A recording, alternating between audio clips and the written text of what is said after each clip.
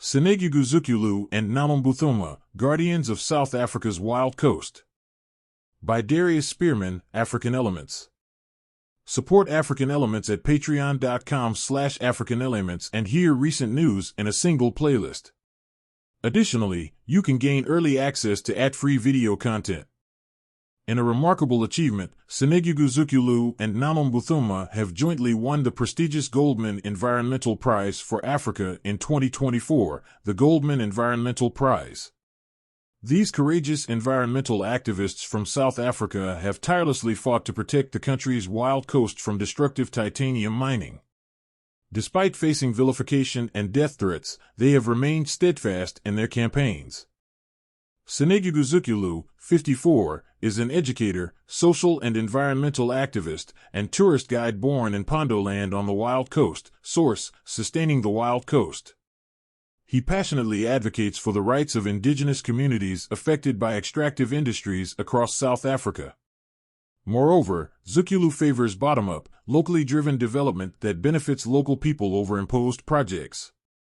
In fact, he has authored over 10 books, including The Medicinal and Charm Plants of Pondoland. Source: Sustaining the Wild Coast. Mbuthuma, 46, co-founded the Amadiba Crisis Committee, ACC, in 2007. She established it to unite community members from 5 villages in opposition to the proposed mining. Source: Wild Law Institute. Mbuthuma grew up in Sigidi village. Additionally, she has outspokenly opposed plans to build a toll road and allow large-scale open-cast titanium mining in her community's ancestral lands. Source: Wild Law Institute. Zukulu and Mbuthuma argue that the Australian mining company Mineral Commodities' proposed Zalabini mine would displace local communities. Furthermore, it would destroy ecologically sensitive coastal dunes and threaten their traditional livelihoods. Source: Yale Environment 360, The Guardian. As a result, the activists have taken the mining company and the government to court.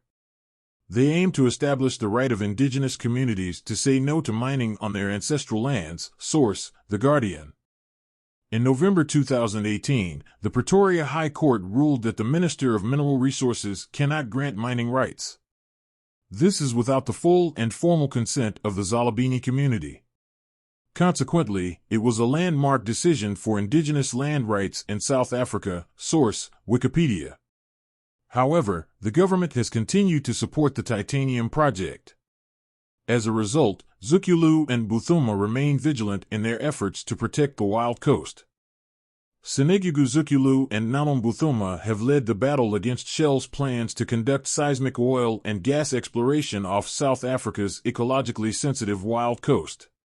In 2021, Shell announced it would start seismic blasting to search for offshore oil and gas reserves in the region. Source: The Goldman Environmental Prize.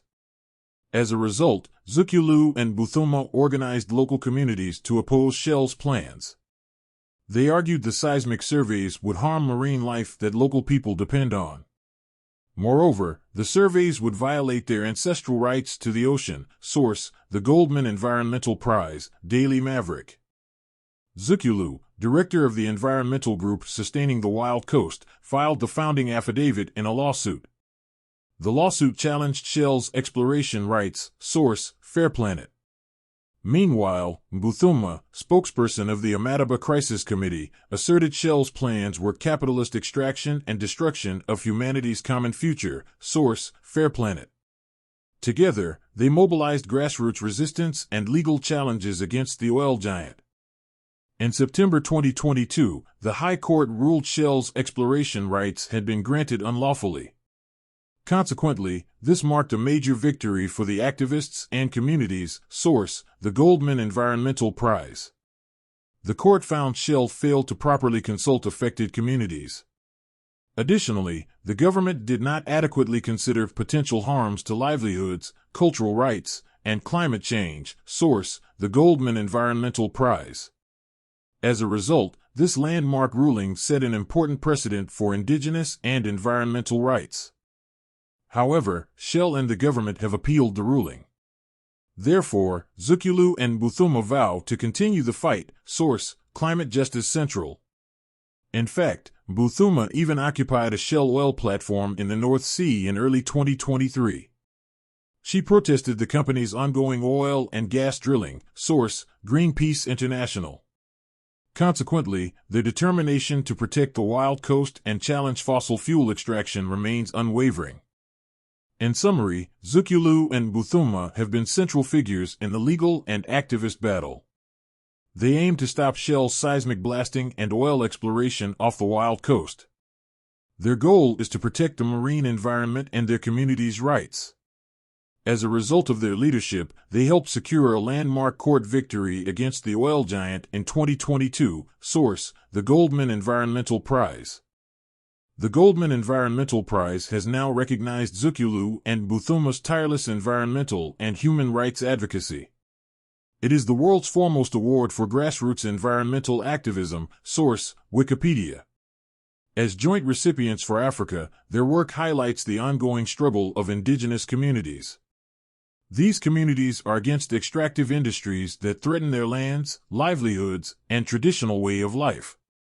Zukulu and Mbuthuma's unwavering commitment to protecting the wild coast serves as an inspiration to environmental defenders worldwide. About the author.